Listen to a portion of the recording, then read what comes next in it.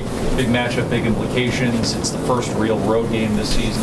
Does it take on a bit of a different mentality in practice this week? You're entering away games in the SEC, so any game you play in a way is hard. But I think for game one we had a neutral site, but I think Wisconsin traveled really well. So I think game one was there was a big learning process for a lot of guys. I think it was key to kind of get them acclimated into those roles before we go play in Georgia, which I know is going to be Rocket Stadium just like any other place is. So I think guys are ready for it. Guys are up for the challenge. I know it's going to be an exciting week for us. Was it kind of a nice thing to play overall as well as you guys did against Louisiana Monroe, kind of flush out what happened against Ole Miss? I think so. It wasn't about them. It wasn't about Louisiana Monroe. It was about how we want to come out and just keep getting better. We obviously had losses in the past, and I think we've overcome that. We're just going to keep moving forward. There's been a lot of talk about this offense finding its identity, settling into a rhythm, particularly in the second half Saturday. Did you guys feel like you started to find that somewhat? I think so.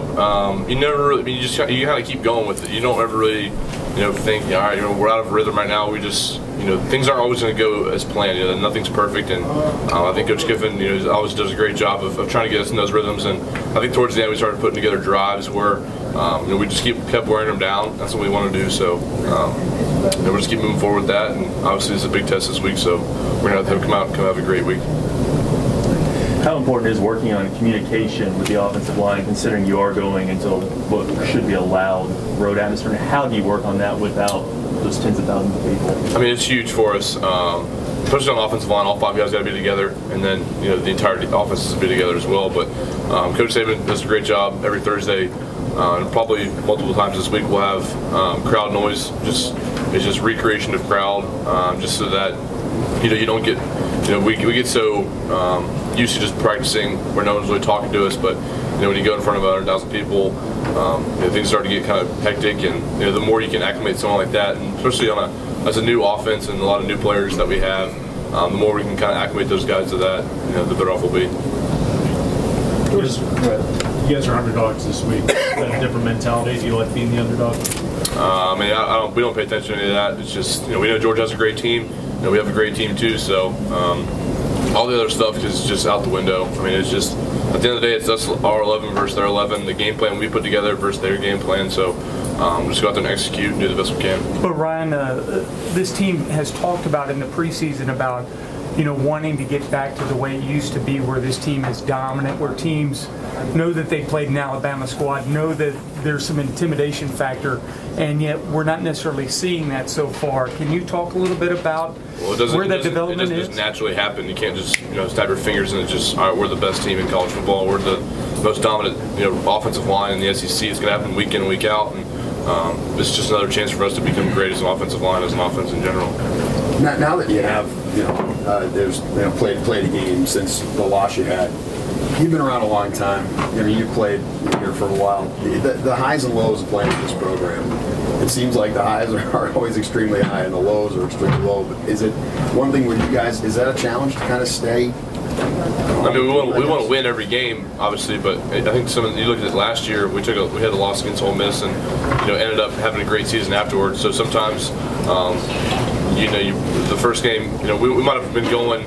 We might have been thinking we were doing okay, then we got a loss, and then you kind of take a step back, reevaluate where we're at, where we want to be. And sometimes, in the past, the losses that we've had are actually turn out to be good things, because it kind of brings us back down to reality and kind of check our focus of where we need to be and where we want to go. So, it sucks to lose, but I think we're just going to keep getting better. So. I know, we've asked you a ton about Derrick Henry over the last few weeks, but I don't know how much you've been able to see of Nick Chubb. Have you been able to see any impressions of him? I don't play defense, so I don't know. I just kind of watch. Yeah, we just kind of watch. Outside of football, I don't watch a whole lot of football in general, so I'm not concerned about it. You were on the team the last time Alabama played Georgia in that SEC championship game. What do you remember about the end of that game, watching it from the sideline? It was huge. I remember that game just leading up to it. We knew they were a physical team. We were a physical team. I remember that game being just pretty much a bloodbath. Honestly, we were just going back and forth, and then kind of warmed out in the fourth quarter. I think I remember, and it was just a memorable game for me. So, but it's not really about the opponent, honestly. It's just about where do we want to go and how far we can take ourselves. So. Ryan, have you seen a change in Coker since it appears like it's going to be his offense, his team right now, over the last nine days or so? I mean, not really. It's just been, obviously, when he's out there on the field, the more snaps he gets, the more games he has under his belt, the more confidence he has in the offense, and you can see that as well. But as far as changing him, he is who he is. He's a great guy, great competitor, great teammate. So none of those things have changed him at all. Taking it week by week, every week, but when the schedule first came out and you saw that you were playing Georgia, was this a game that you all had circled on the calendar at all? I mean, every SEC game we have is circled, obviously.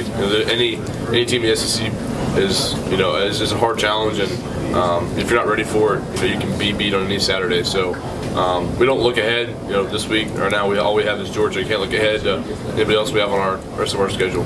I think the expectation this is going to be a really physical, smash mouth style of game, and not that you guys aren't confident going into every game, but when it's that style, you feel maybe a little more confident going in, given that that's what this program is built on? I mean, I think it's a bigger challenge for the offensive line.